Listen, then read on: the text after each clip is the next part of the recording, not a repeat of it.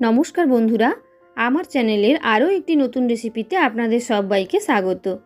কি দেখে নিশ্চয়ই অবাক হচ্ছ, ইডলি, তাও আবার হলুদ রঙের। তার কারণ এটা একটা টুইস্ট অবশ্যই আছে। এটা জেসি ইডলি নয়, আজ বানাবো তালের ইডলি। তবে একদম নর্মাল ইডলির মতনই ফুলে ফেপে খেতে অসম্ভব সুন্দর হয়। তো চলো পুরো রেসিপিটাই শুরু থেকে শেষ অবধি দেখতে থাকো। আর রেসিপি ভালো লাগলে নতুন বন্ধুরা ঝটপট চ্যানেলটাকে সাবস্ক্রাইব করে আরও নতুন নতুন রেসিপি পাওয়ার জন্য অল নোটিফিকেশান অন করে রাখো। দেখো, রেসিপিটা বানানোর জন্য প্রথমে আমি নিয়ে নিয়েছি এখানে বেশ অনেকটা পরিমাণে তাল, যার যতটা ইচ্ছে পরিমাণ মতন দিলাম। হাফ চামচ মতন নুন। এবার দিয়ে দিচ্ছি চালের গুঁড়ো। চালের গুঁড়োটা বাটি মেপে দেব। যতটা পরিমাণ চালের গুঁড়ো দেব আর ঠিক তার হাফ পরিমাণ দেব ময়দা। এখানে দিয়েছি আমি 2 বাটি মতন আতপ চালের গুঁড়ো, তার সঙ্গে মেশাচ্ছি হাফ বাটি মতন 1 বাটি মতো ময়দা। দিয়ে দিলাম পরিমাণ মতন কুচনো নারকেল, আর দিয়ে দিয়েছি ছোটো চা চামচের 1 চামচ খাবার সোডা। দিয়ে দিলাম ছোটো বাটির 1 বাটি মতন চিনি। এগুলো দিয়ে প্রথমে আমি মেশাচ্ছি। তো আমি যেহেতু জানি তাই মিশ্রণটা একদম ঠিকঠাক হয়েছে। তো তোমাদের প্রয়োজন হলে যদি মিশ্রণটা পাতলা হয়ে যায়, একই অনুপাতে চালের গুঁড়ো আর ময়দা মিশিয়ে নেবে। দেখো, আর মিষ্টিটা অবশ্যই যে যার পরিমাণ মতন নেবে। এখানে মিষ্টি কম বেশির কোনো ব্যাপার নেই।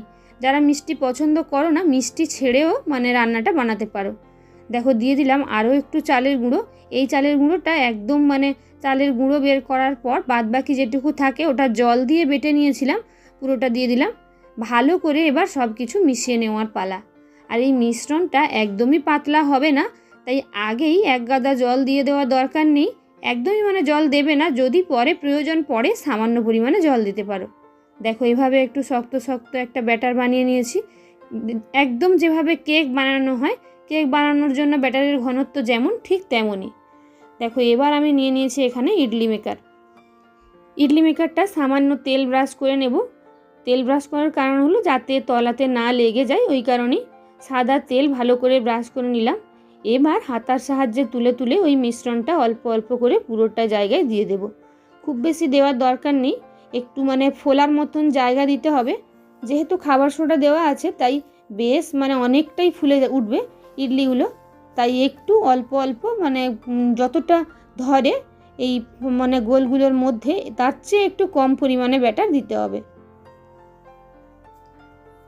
দেখো, ভালো করে সবগুলো ওটায় ব্যাটার দিয়ে ভালো করে এভাবে ঝাঁকিয়ে নিলাম, একটু চারদিকে একদম সমান হয়ে গেল। আর একইভাবে বাদবাকি যে আমার কাছে ইডলি স্ট্যান্ডটা আছে প্রত্যেকটাই আমি ব্যাটার ভরে নিচ্ছি। এবার দেখো, ইডলি মেকারের মধ্যে জল দিয়ে আগে ফুটতে দিয়ে দিয়েছিলাম। জলটা ফুটে উঠলে তারপর এক একটা করে ট্রে আমি সাজিয়ে নিচ্ছি। আর এই যে ট্রেটা সাজিয়ে নিচ্ছি, তারপর চাপা ঢাকা দিয়ে মাত্র 5 মিনিট ফুটতে দিলেই একদম নরম তুলতুলে ইডলি তালের রেডি হয়ে যাবে। দেখো, চাপা ঢাকা দিয়ে দিয়েছি একদম।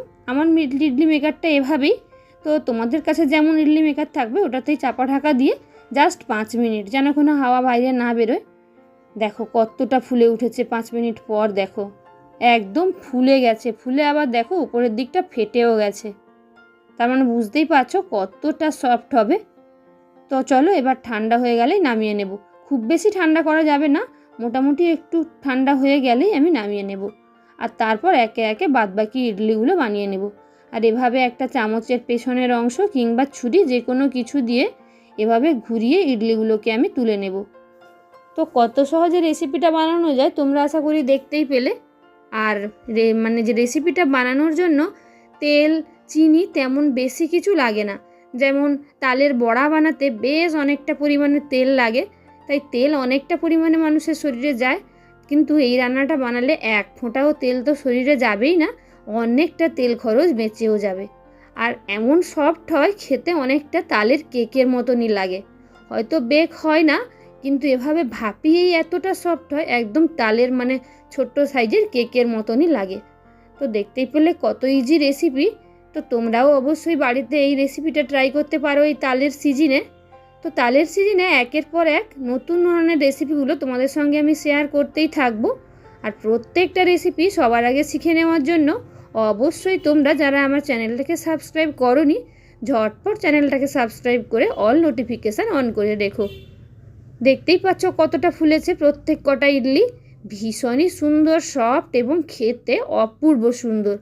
শুধু আমার কথা শুনে নয়, তোমরাও অবশ্যই যে কোনো দিন বাড়িতে এটা ট্রাই করতে পারো। আর আরেকটা ব্যাপার হলো, এই রান্নাটাও চাইলে তোমরা শুধু শুধু খেতে পারো, আর তাছাড়াও গুড়, মিষ্টির রস, দুধ কিংবা যে কোনো তরকারি দিয়েও খেতে পারো। যে কোনো কিছু দিয়ে খেতে অপূর্ব লাগে। তো বন্ধুরা, রেসিপিটা তোমাদের কেমন লাগলো জানিও। আসছি নতুন কোনো রেসিপি নিয়ে। ততক্ষণের মতন সবাইকে টাটা।